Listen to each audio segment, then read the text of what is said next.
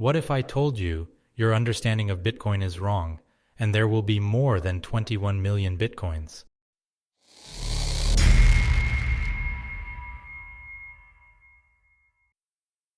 The production of new Bitcoins, also called the block subsidy, halves every 4 years, inevitably approaching zero.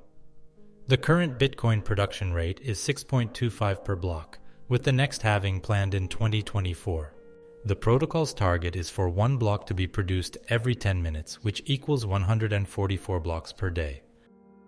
At the time of making this video, about 900 Bitcoins are produced every day. Because of the fluctuations in hash rate, the actual number of blocks produced has always been slightly different.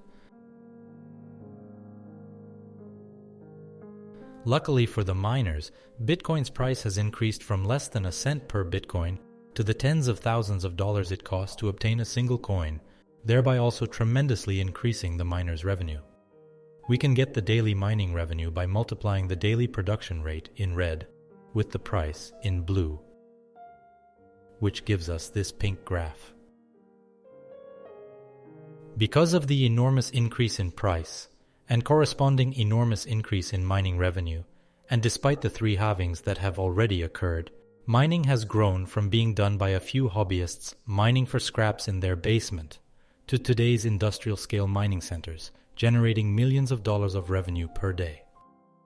Nevertheless, the formula also shows us the mining revenue does not keep up with Bitcoin's price increase. The revenue from the block subsidy inevitably will drop to zero. Given this famous fact, the Bitcoin community is divided between 2 groups. The first group is concerned that the tiny amount of fees, barely visible on the graph in orange, may not sufficiently increase to compensate for the elimination of the block subsidy. Historically, fees have been insignificant, with the exception of 2 periods visible on the graph. This concerned group states that if miners don't get sufficiently paid, they will stop mining, thereby breaking Bitcoin's security model. The second group claims there is nothing to worry about since fees will rise to an acceptable level. This second group usually accuses the first group of spreading fear, uncertainty, and doubt. But what if the question, will fees increase sufficiently to pay for security, is the wrong question to ask? In the Middle Ages, the scientific consensus stated that the sun revolved around the earth. Because of repeated conflicts with observable reality, some started to question the model. One of those questions was, how often does the sun revolve around the earth? Most experts at the time found it a ridiculous question to ask since, obviously, the answer is once per day, just like the sun rises and sets once per day. A few scholars, such as Iranian astronomer Al-Sidzi, hypothesized that the earth rotated around its own axis, and that the sun revolved around the earth less than once per day. Of course, we now know that both groups were wrong. They never questioned their base assumption that the sun revolved around the earth. In this video, I will explain why the Bitcoin community as well starts from the wrong assumption. The question on whether fees will be able to pay for security is as meaningless as the question on how often the sun revolves around the earth. Security, which more accurately should be called transaction finality, can never be paid for by fees, no matter the height of the fees. Only the block subsidy pays for transaction finality. In this video, we will go through the argumentation bit by bit, so you too will understand why Bitcoin breaks without the block subsidy.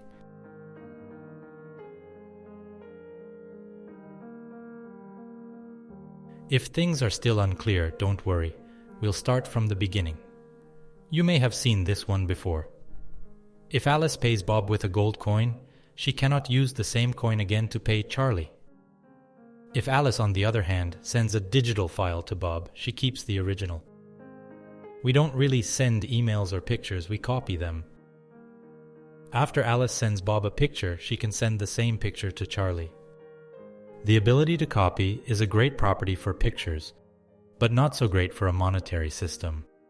We call the ability of spending digital money more than once the double spending problem. Historically, the double spending problem was solved by introducing a central trusted party, which we call a bank. The bank keeps a ledger of who owns how much. When Alice transfers $30 from her bank account to Bob's, what she actually does is she sends a payment instruction to the bank, asking the bank to credit Bob's account, after which the bank will inform Bob that the balance on his account has increased. The banking system brought many advantages, but also significant downsides, which is why the cypherpunks have attempted for decades to invent a digital money without a central trusted party. In October 2008, with the Bitcoin white paper, Satoshi announced he found a solution to the double spending problem. Enter Bitcoin. Blockchains are usually represented with a horizontal series of blocks, with the most recent block on the right. In my opinion, it makes more sense to show the chain as a vertical stack of blocks, and you'll later understand why. Unlike a bank ledger, the blockchain is not stored in a single location. Instead, the ledger is stored on every full node, meaning that anyone who downloads the Bitcoin software from, for example, bitcoin.org and synchronizes his node to the network will get his own copy of the blockchain. For various reasons, the nodes don't necessarily have the same exact blockchain. For example, the blockchain of one node may state that Alice paid Bob, and the blockchain of another node may state that Alice paid those same bitcoins to Charlie. Discrepancies between nodes are resolved by synchronizing nodes with each other. It is therefore crucial for nodes to be properly synchronized with the network. Let's synchronize the different nodes with each other. Can you guess to which of the 6 chains all other chains will synchronize to? If you guessed the longest chain, you would be in very good company, but you would be wrong. Contrary to what Satoshi wrote in 2008 and implemented in the 2009 Bitcoin release, Bitcoin doesn't work if the longest chain is chosen to sync to, since a miner could make a long chain of low difficulty blocks. Nodes don't synchronize to the longest chain, nor do they abide by the decision of a government-appointed judge. Nodes don't follow the commands of whoever possesses the most powerful weapons. And they don't care about the opinion of any majority. The protocol doesn't even care about any of your supposed property rights. Nodes will only synchronize to whatever the strongest chain is. Note that in our simple example, all non-synchronized nodes abide by the protocol rules. All chains contain valid transactions. The chains, however, do not have the same version of the truth. By July 2010, 1.5 years after Bitcoin's release, Satoshi realized his mistake and updated Bitcoin Core, so that nodes synchronize to the strongest chain instead of the longest one. The innovation of the blockchain protocol is not that it verifies transactions in a novel way, nor that it records real-world events in a special way. Neither does Bitcoin order transactions in a smart way.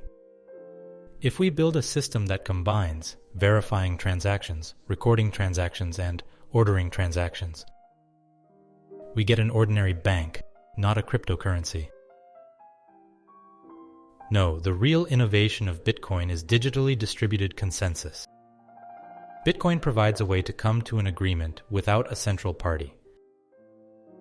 That agreement is based on the following rule.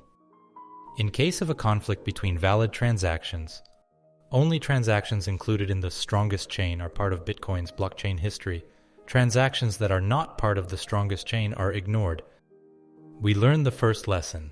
As a holder, it is essential that your receiving transactions are part of the strongest chain and remain part of the strongest chain.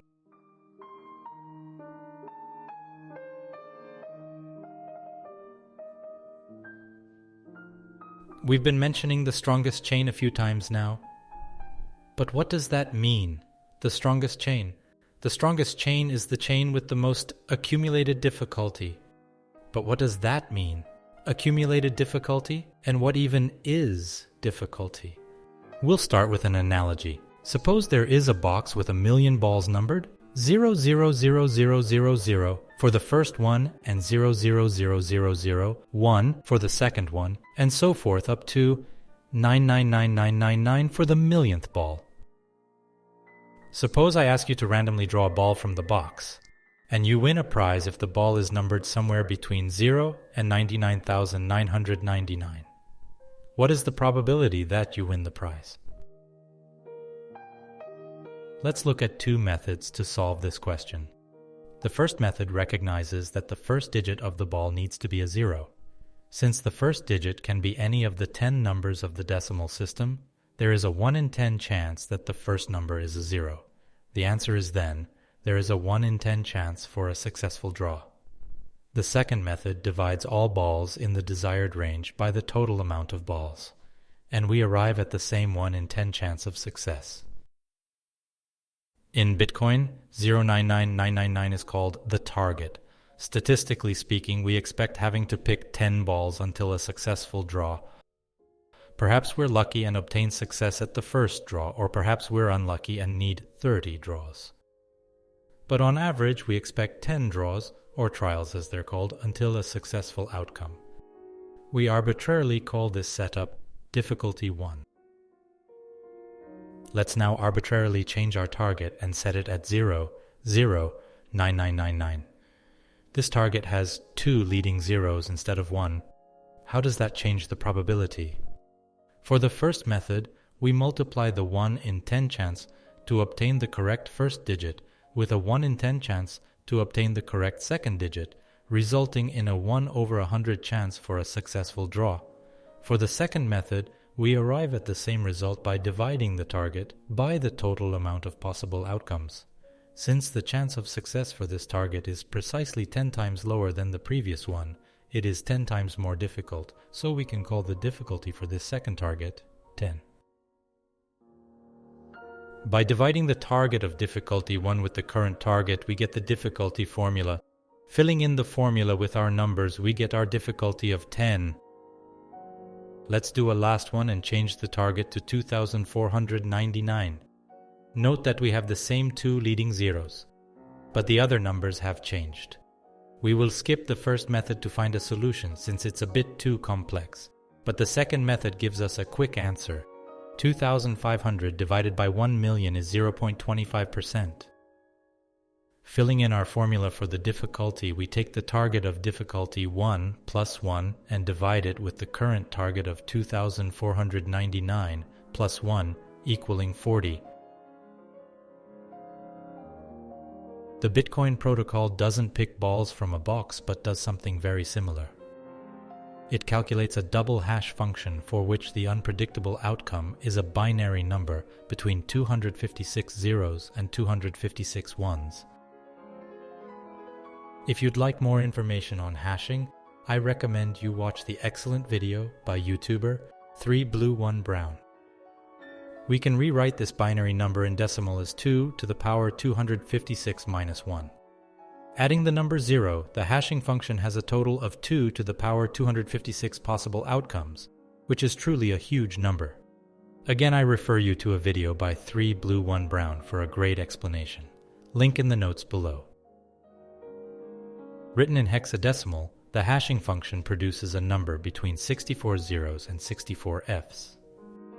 Note that the hexadecimal system contains the symbols 0 to 9 and A to F. In the Bitcoin source code, Satoshi set the maximum target in hexadecimal notation as 8 zeros followed by 56 Fs. He called this difficulty 1 and hard-coded it as the maximum target. The difficulty therefore is not allowed to go below 1. Using our two methods, we can now calculate how difficult it is to find a successful Bitcoin hash. There are 16 different symbols in the hex notation. Satoshi defined the target of difficulty 1 as any number for which the first 8 digits need to be 0. The remaining numbers can be anything. Using basic probability calculation, we find that there is a 1 over 4.3 billion, or 1 over 2 to the power 32 chance that a hash falls below the target. For the second method, we divide the target by all possible outcomes, both in hex notation, and find the chance as 1 followed by 8 zeros. Converting this number to decimal notation, we arrive again at 1 over 4.3 billion, which equals 1 over 2 to the power 32. It is often said that miners are looking for a hashing output with a specific amount of leading zeros. That is incorrect.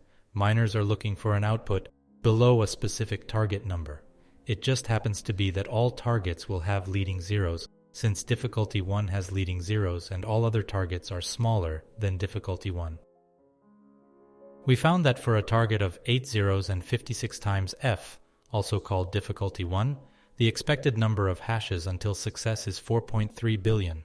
The number shown on screen now, 8 zeros, 17 and 55 repeated f's, is half of the number above and will have difficulty 2. The expected average of hashes until success is 8.6 billion. 8 zeros followed by 56 fives has a difficulty of 3 for an expected number of hashes of 12.9 billion. In the 14 years of Bitcoin's existence, the difficulty has increased by orders of magnitude from 1 in January of the year 2009 to about 50 trillion in April 2023. The expected number of hashes until success for this difficulty is then 206 sextillion, or 206 with 21 zeros.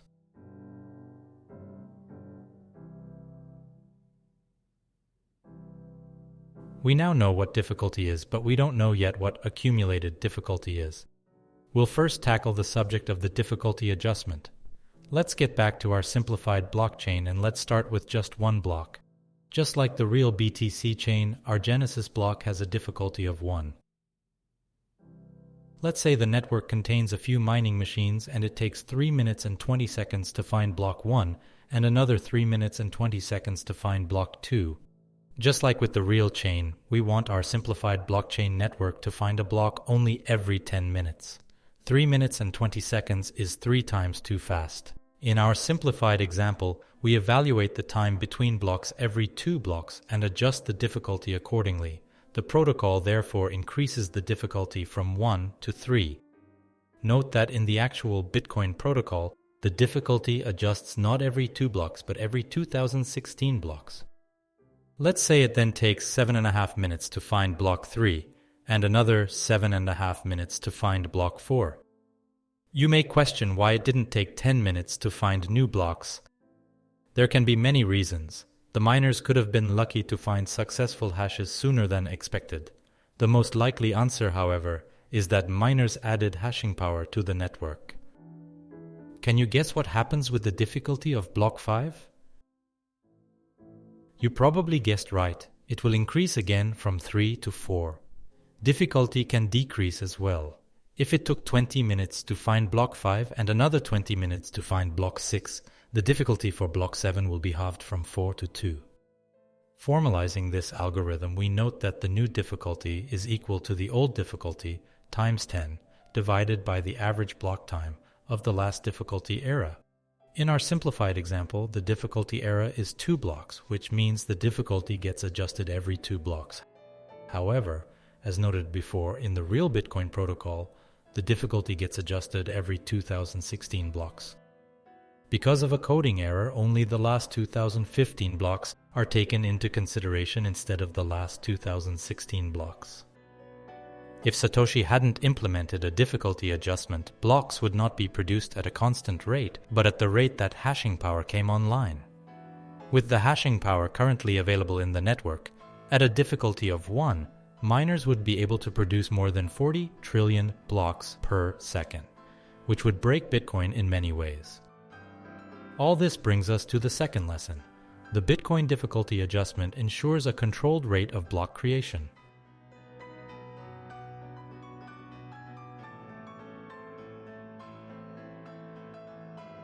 Imagine a scenario in which block 10 contains a payment of 100 Bitcoins from Mallory to Alice for the purchase of a few 400-ounce gold bars. In our simplified blockchain world, reorganizations of more than 2 blocks are practically non-existent, so Alice considers 2 confirmations to be more than sufficient. If Mallory could somehow create a different, stronger chain that does not include the payment to Alice, he will end up with both the gold and the Bitcoin. How will Mallory proceed? First, he will copy block 0 to 9 from the currently strongest chain. Since it's a simple copy, he will not have to spend any energy recreating those blocks. Mallory will then try to mine an alternative block 10, let's call it block 10b. In block 10b, he omits his payment to Alice, or he replaces it, for example, with a payment to himself. Mallory's copy of blocks 0 to 9 have the same difficulty as the original chain, since he only made a simple copy. The original block 10 has a relatively low difficulty of 5. Assuming Mallory has a decent amount of hashing power, he may have a decent chance of creating block 10b with the same difficulty as the original block 10. He is not done yet, however. The original chain is still the strongest one. The original chain has an accumulated difficulty of 51, while the alternative chain has a difficulty of just 31, as it is missing blocks 11 and 12. Mallory cannot simply copy over blocks 11 and 12 from the main chain, since each block includes the hash of the previous block. Block 11 includes the hash of block 10, not the hash of 10b. He therefore will still have to create 11b and 12b, and preferably even block 13b. So far, Mallory's weaker chain is ignored by the network, since it is not the strongest one. Block 10b was rather easy to create, since block 10 only had a difficulty of 5. 11b and 12b, on the other hand, are twice as hard to create as 10b. Note that it is the difficulties of blocks 11 and 12 that are preventing Mallory from creating the strongest chain, not merely the existence of blocks 11 and 12. If blocks 11 and 12 would have had low difficulties, Mallory could have easily created his own version of blocks 11 and 12. Suppose Mallory somehow does succeed in creating alternative blocks 10, 11, and 12, then no chain is the strongest. The next block will be the tiebreaker. If miners start building on Mallory's chain, or Mallory himself succeeds in creating block 13b, then his chain is the strongest. In that case, Alice will neither be the owner of the gold bars nor the owner of the bitcoins. According to the protocol, Mallory is now the rightful owner of the coins. The original chain has become the attacker, and Mallory's chain has become the defender. But how could Mallory outcompete the miners of the original chain? There are 3 ways. 1. Mallory acquires 50% of the mining power through investment.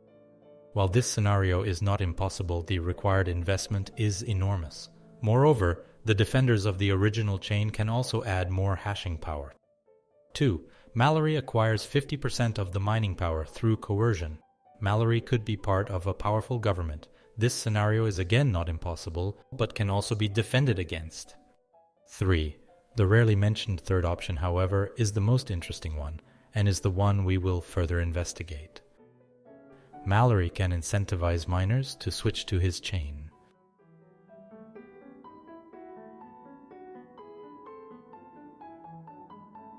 Let's develop this concept a bit further. In our simplified blockchain, block 0, block 1, and block 2 have a difficulty of 1. Let's assume a world in which this is the strongest chain, and an attacker would like to change the contents of block 1. To have his change be accepted by the network and create the strongest chain, he will have to also recreate block 2. Therefore, the difficulty of block 2 protects the contents of not just block 2, but also the contents of block 1 and block 0. The accumulated difficulty of block 0 is 3, the accumulated difficulty of block 1 is 2, and the accumulated difficulty of block 2 is 1. Likewise, the difficulties of block 3 and so on protect the contents of the underlying blocks. To make it look nice, we can mirror the result on the left side of the chain, and we get this beautiful difficulty pyramid. This pyramid can give us insight in not only this simplified chain, but also of the real Bitcoin data.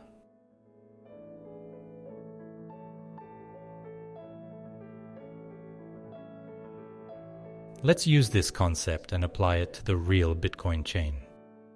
Each tiny block represents 5 difficulty eras or 10,080 blocks. The difficulty of the blocks between the Genesis block in the year 2009 and the year 2017 is so small that it's not visible on this chart. The high current difficulty is nothing exceptional. If the exponential increase caused by the exponential increase in hash rate continues, today's high difficulty will seem insignificant in the future.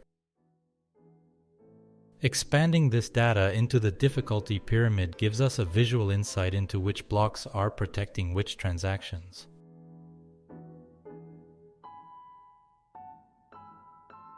For example, we see that blocks until about 2019 barely provide any finality to the transactions of the first 10 years. The blocks from recent years, however, provide a lot of transaction finality to the underlying blocks. Indeed, the last 80,000 blocks from about late 2021 until April 2023 provide an outsized contribution to transaction finality, shown as accumulated difficulty on the x-axis. The last 80,000 blocks provide more finality to transactions before 2021 than all other 700,000 blocks combined. The accumulated difficulty of the early years is so low that it would take a single S9 miner less than 10 seconds to remine all blocks generated in 2009. The current mining network could replace the first third of all Bitcoin blocks in existence, those created from January 2009 to 2013, in just 10 minutes. Transactions from the first years of Bitcoin's existence are thus only protected by recent blocks. Let's look at it from a different perspective. Satoshi's first Bitcoin transaction, recorded in block 170 on January 12, 2009, has hundreds of thousands more block confirmations than a transaction from 2016, but both have about the same accumulated difficulty. On the other hand, because of the high current hash rate, even a transaction from just a few months ago already gained a considerable amount of accumulated difficulty. Let's now simulate what happens if, for whatever reason, hashing power would decrease, and the next 50,000 blocks have a difficulty similar to what it was 5 years ago. In that case, these new blocks would add almost no difficulty to the underlying blocks. Moreover, there would be barely any transaction finality for those 50,000 blocks, as the existing mining infrastructure could replace all blocks in a short amount of time. People in the Bitcoin space often claim that a decrease in difficulty is no problem. We'll just wait for more confirmations, they say. There is, however, a limit. If people will have to wait months or years for a sufficient amount of transaction finality, Bitcoin will be completely unusable, and people will switch to alternatives, rendering Bitcoin worthless. Not only is a lack of difficulty accumulation bad for new transactions, it's also bad for older transactions, as an attacker now has more time to build a secret alternative chain.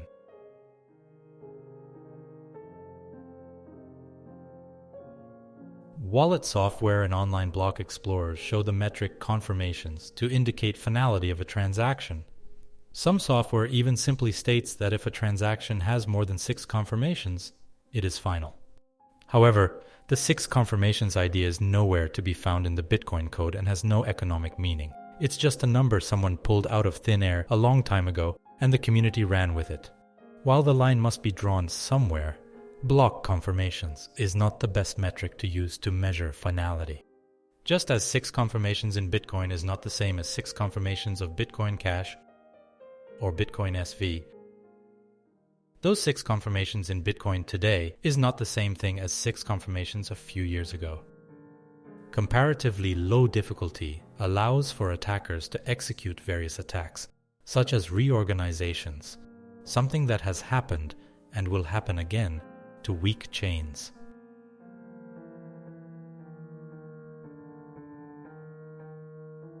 Lesson 3. A Bitcoin transaction is never final. There is only a degree of finality. Satoshi therefore didn't solve the double spending problem, which is provably unsolvable, just like a circle can't be squared, but he found a clever way around it. Accumulated difficulty, not block confirmations, is the best metric to assess transaction finality. Transaction finality can be assessed by comparing accumulated difficulty of a transaction with the available hashing power of both defenders and potential attackers of the current chain. Lesson 4. Transaction finality decays over time unless sufficient difficulty gets added. The simple passing of time allows for an attacker to mine an alternative chain. Attacks are disincentivized by continuously adding difficulty to the defending transactions. Bitcoins belong to the entity, individual or group, who is willing and able to create and maintain the most accumulated difficulty.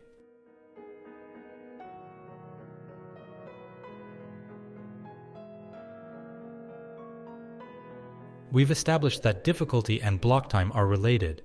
If the block time is too low, the difficulty goes up, and vice versa. On the other hand, the block time itself is determined by the difficulty. The expected time it takes to find a block is 10 times the difficulty, times 2 to the power 32, divided by 600 times the hashes per second. We use hashes per second because that is the metric that miners use in the Bitcoin space. If you'd like to know how that formula is derived, you can pause the video right now. From the formula, we see that hashes also determine the block time, which is quite logical. More hashes will lead to blocks being found faster. Let's look at an example.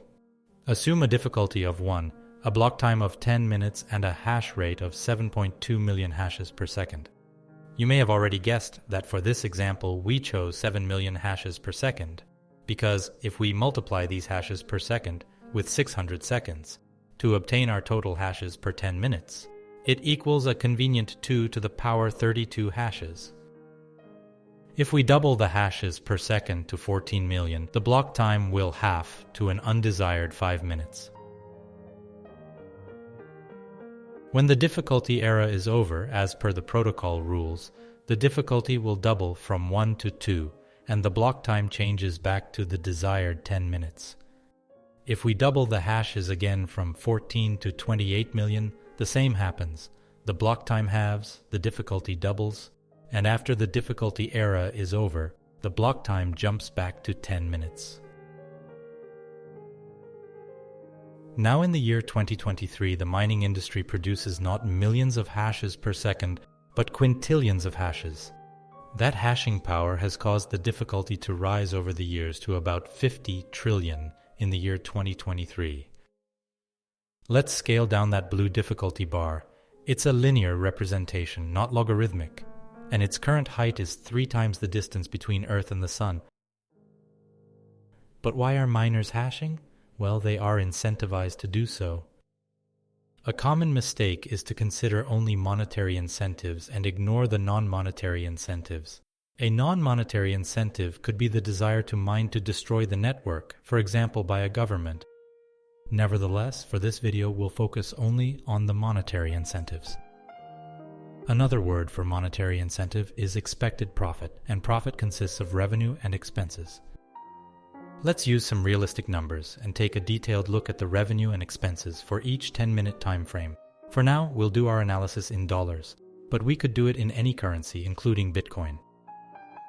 The revenue for miners is the dollar amount per Bitcoin times the Bitcoins the miner will get per block times the amount of blocks per 10 minutes. Bitcoin's protocol targets 1 block per 10 minutes, but as we've seen in the introduction, in reality the 10 minutes is only a target and an approximation. Note that the difficulty is inversely related to blocks per 10 minutes and therefore negatively impacts revenue. If we look at the expenses, we see that miners incur a very small electricity cost per hash and an even smaller depreciation cost per hash. We multiply this amount with the total amount of hashes per 10 minutes and add some fixed overhead and a risk compensation. Risks are difficult to quantify and include, for example, the risk of being sent to prison if mining is illegal in your country. An important determining factor for miners' profit is, of course, the Bitcoin price, so we'll add it in the circle as an important input data point for the profit. Let's add some numbers. The numbers may not be up to date by the time you're watching this video, but they are a realistic representation of the Bitcoin mining industry, and we can consider them useful for educational purposes. In our example, we find that given a price of $30,000 per Bitcoin, a block subsidy of 6.25 Bitcoin and fees per block of 0.19 Bitcoin, all miners combined generate revenue of close to $200,000 per 10 minutes. The costs borne by miners per 10 minutes, on the other hand, is a very small energy cost per hash, a very small depreciation cost per hash, multiplied with the enormous amount of hashes per second, times 600 seconds. We add $15,000 for fixed costs such as salaries for employees, and we keep the risk compensation at zero. Total expenses amount to $185,000. Adding up these revenues and expenses shows us that miners earn $7,500 per 10 minutes. Let's play around with the numbers and suppose the Bitcoin price increases from $30,000 to $40,000. In this case, the revenue for miners increases by a third, but their costs remain the same, and their profit increases significantly. They are incentivized to buy more hardware, overclock their existing hardware, and produce more hashes. We'll assume that the miners are now willing and able to add 40% more hashing power. Their expenses rise since they spend more energy, but this increased expense is more than offset by the higher revenue generated by the high number of blocks found every 10 minutes. Profit increases to more than $100,000 per 10 minutes. The increased hash rate causes the block time to drop, which will cause an upward difficulty adjustment at the beginning of the next 2016 blocks. Indeed, difficulty increases by the same 40%, and the miners will be earning less than what they were earning before the price increase. The price increase has caused the network to become stronger because of the higher difficulty, but miners are earning about the same they were earning before. Over the years, mining machines have gotten more efficient by orders of magnitude. Let's now assume for our overview that mining hardware manufacturers start producing machines that are more efficient and consume 20% less electricity per hash. Will therefore decrease the cost per hash for the miners by 20%. Something very similar happens to what happened with the price increase before. The miners' profit increases, which incentivizes them to add more hashing power. Let's assume they add another 40% more hashes. Unfortunately for the miners, this causes the protocol to again force the difficulty upwards, thereby decreasing the miners' profit. In this case, even creating a loss for the miners. The least efficient miners will stop mining, thereby decreasing the global hash rate, increasing the block time, and decreasing the difficulty, which will cause miners to be slightly profitable again. In the short term, the miners' efforts brought them profit and caused the industry to grow. In the medium term, their profit gets taken away by the increased difficulty. The only beneficiary of the innovative efforts of the miners to decrease costs has been the network, not the miners themselves. For the miners, mining is a zero-sum game. The protocol keeps the miners barely profitable, incentivizing them just enough to keep mining but leaving them with as little profit as possible. Miners are like hamsters in a hamster wheel. If they run faster, the wheel will just spin faster, but they will stay in place. If miners would give up and decrease hashing power, the protocol difficulty goes down a little to keep miners motivated to continue working. To close out our feedback loop, we note that high difficulty has a positive effect on price. The price in the market is set by hundreds of factors, but a crucial determining factor is difficulty. Without a sufficiently high difficulty, there is no transaction finality. And without transaction finality, Bitcoin is worthless. Lesson 5. Through the difficulty adjustment, the Bitcoin protocol ensures that over the long term, the money creators, the miners, barely make a profit. The Bitcoin system is the opposite of the fiat system. In the fiat system, the holders are the hamsters, and the central banks manage the speed of the wheel. With, for example, a price inflation target of 2%, central banks will continue printing money until prices rise 2% per year.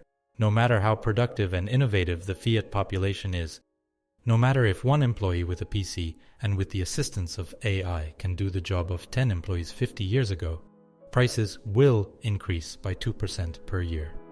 Central banks will always print to offset any price decrease coming from innovation and hard work. And of course, that newly created money is not transferred proportionally to everybody's bank account. In the fiat system, being productive is a zero-sum game.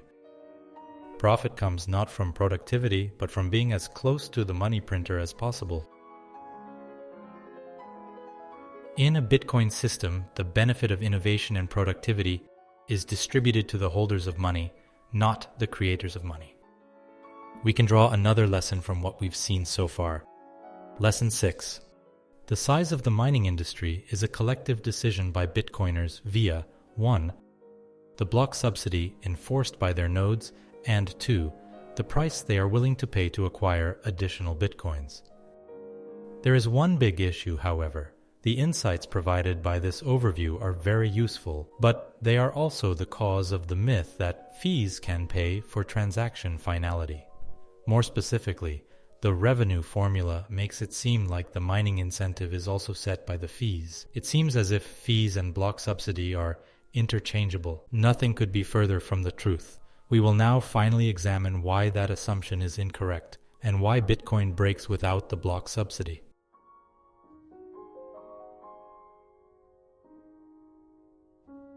In all Bitcoin educational material, it is taken as self-evident that miners build on the strongest chain.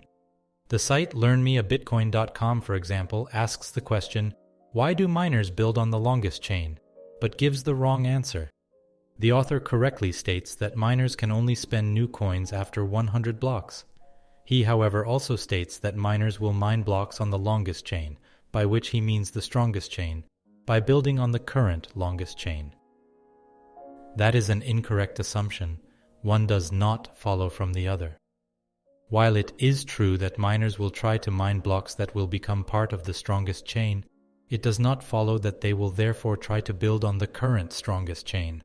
Miners build on what they think the strongest chain will be.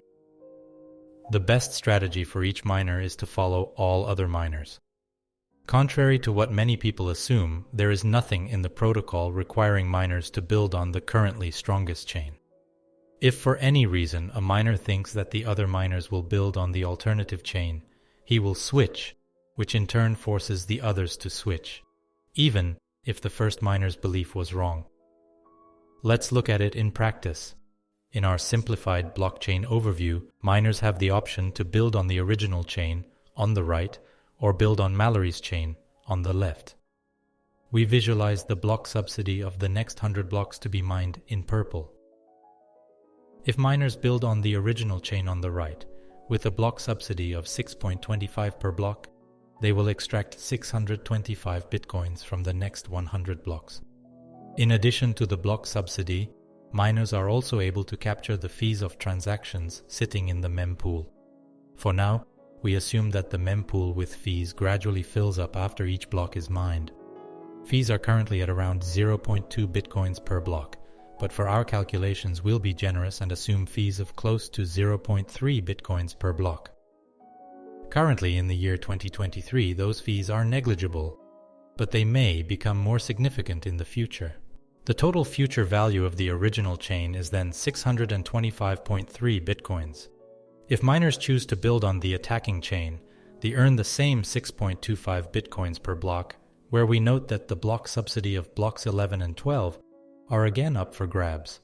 No matter whether miners start at block 9B or 10B or any other block, the next 100 blocks always produce 625 Bitcoins. As for fees, in addition to the mempool fees, the winning miner of block 11B can also earn the fees of block 11 and 12 of the original chain. He may not be able to include all of those transactions because of the block size limit, but he will pick and choose the most profitable ones. The total future value of the attacking chain is then 625.9 Bitcoins, slightly more than the original chain.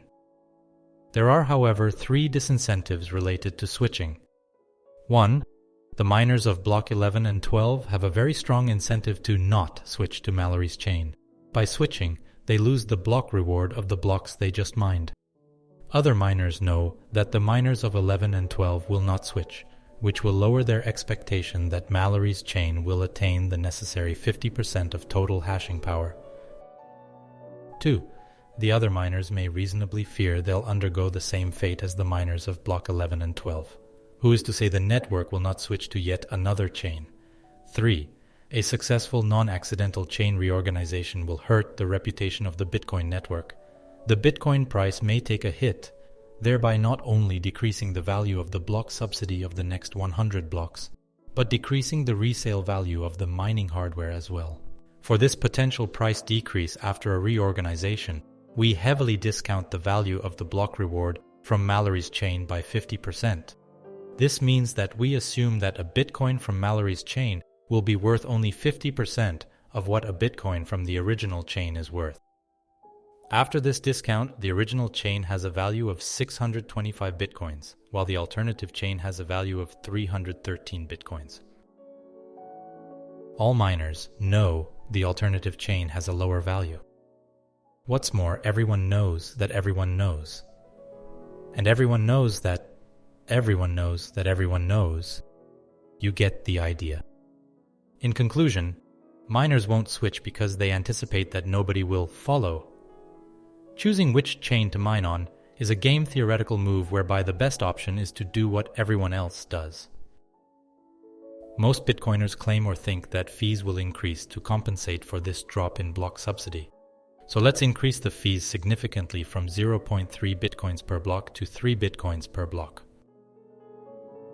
Remember that Mallory paid 100 Bitcoins for Alice's gold and that the transaction was included in block 10. In block 10b, a variant of block 10, he recreated that transaction, sending 100 Bitcoins to himself. To motivate miners to mine on his chain, Mallory can take 50 Bitcoins out of his 100 Bitcoin transaction and generate a fee-only transaction, thereby donating 50 Bitcoins to the first miner who switches. The remaining 50 Bitcoins he keeps to himself. The winning miner of block 11b can incentivize all other miners to build on his block by donating half of his 50 Bitcoins to the miner of block 12b.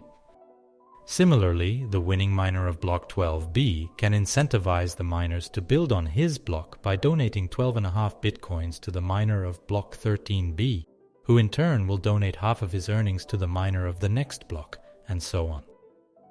At this point, Mallory's chain is still not the most valuable one and no reorganization will occur. Let's now halve the block subsidy 2 times. The block subsidy decreases from 6.25 Bitcoins per block to 1.56 Bitcoins per block. We see that, all else being equal, a decrease in block subsidy causes a decrease in value difference between the two chains. Suppose we are further into the future and add 2 more halvings. At this point in time, the original chain has become less valuable than the alternative chain. Again, all miners know that the alternative chain is more valuable. And everyone knows that everyone knows. No miner wants to be the sucker left mining on the old chain. They will therefore all switch to the more valuable chain. By continuing to add halvings, we notice that the original chain becomes almost worthless and miners have every incentive to switch.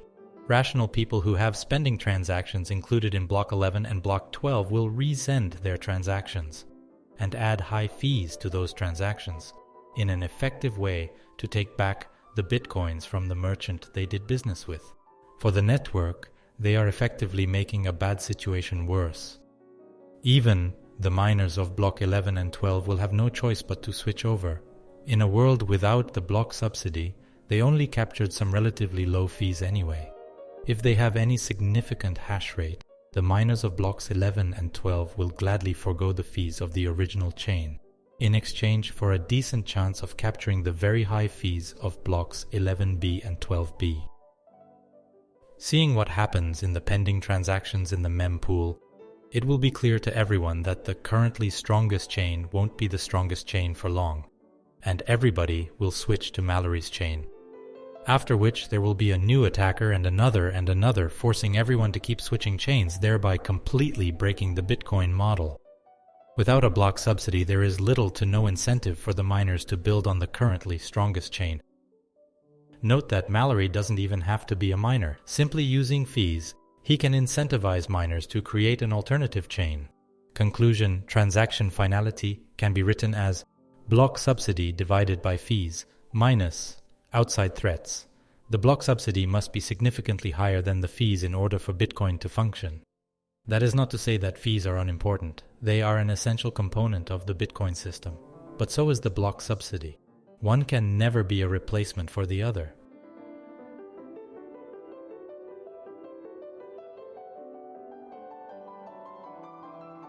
Water at atmospheric pressure at 10 degrees Celsius or 50 degrees Fahrenheit isn't much different from water at 9 degrees Celsius or 48 degrees Fahrenheit, which isn't much different from water at 8 degrees Celsius, and so forth. Wait, is it really and so forth? We all know that water undergoes a sudden phase transition at 0 degrees Celsius, or 32 degrees Fahrenheit. When turning into ice, its physical properties completely change. Imagine we live in a parallel universe where water is stuck at 10 degrees Celsius, and there is no way to lower its temperature. Still, we would be able to prove a different phase exists by increasing the pressure. Similarly, if the block subsidy goes down and fees go up, Bitcoin will undergo a phase transition. We don't know where exactly the isobar between the two regions lies, nor can we know, since its precise location is dependent on each miner's and fee payer's valuation of when they will switch over. So what then is the correct block subsidy? The situation is analogous to Satoshi's decision when he introduced the block size limit in the year 2010. Without experimentation, it was, and still is, unknowable whether a 1 megabyte block size limit is better than a 10 megabyte block size limit or a 500 kilobyte block size limit. Note that he did so without consultation with the Bitcoin community. A decision had to be made, however, and Satoshi knew that both a 0 block size limit and an infinite block size limit would be the wrong choices for Bitcoin's continued existence. Just like we can force water to become solid at 10 degrees Celsius or 50 degrees Fahrenheit, we can add pressure to the system today by incentivizing Bitcoin miners to abandon the main chain and mine on an alternative chain. Not only do fees not pay for transaction finality, they weaken transaction finality. The higher the fees are, the less transaction finality there will be.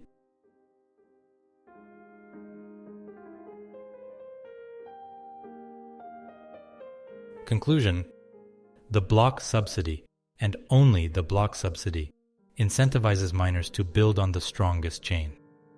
The block subsidy is paid for by the holders, those invested in the system, and the benefit, transaction finality, is reaped by those same holders. The block subsidy is an ingenious way to avoid the tragedy of the commons by forcing all holders equally to pay the miners proportionally through the dilution of their holdings. Fees, on the other hand, are paid for by people who want to decrease or eliminate their exposure to the Bitcoin system. Bitcoin's block subsidy is like a medieval city wall. It is expensive and takes resources away from the rest of the economy. After a few years of no enemy attacks, people start wondering why the wall was built in the first place. It is likely, however, that the city was not attacked precisely because it has a strong, well-maintained wall. Bitcoiners are cheering on the fact that their wall requires less and less maintenance costs without understanding the consequences. The mistaken belief by holders who want to receive transaction finality without paying for it is a tempting but fallacious attempt to get something for nothing. Out of the tens of thousands of proof-of-work cryptocurrencies, never has there been and never will there be one without a block subsidy. Bitcoin is no exception. The Bitcoin network will either fix its mistake or make way for a successor. Bitcoin holders are emotionally married to the 21 million meme. I'm sorry to be the bearer of bad news, but it's time to break up this unholy alliance. Bitcoin is the first money in human history where the holders, not the money printers, have the power to set the rate at which new money is created. That power should be used wisely. It is tempting but wrong to think 0 is the correct rate. This video took me a very long time to create. If you think this was valuable, please share the video. In the next video, we will cover why a perpetual block subsidy proportional to the outstanding bitcoins is the only viable solution, why Monero's and Peter Todd's solutions are flawed, what should be the size of the block subsidy, 2 more reasons why Bitcoin breaks without a perpetual block subsidy, why high fees make the Lightning Network easier to attack and less reliable. Thank you all for watching, and subscribe if you don't want to miss the next one.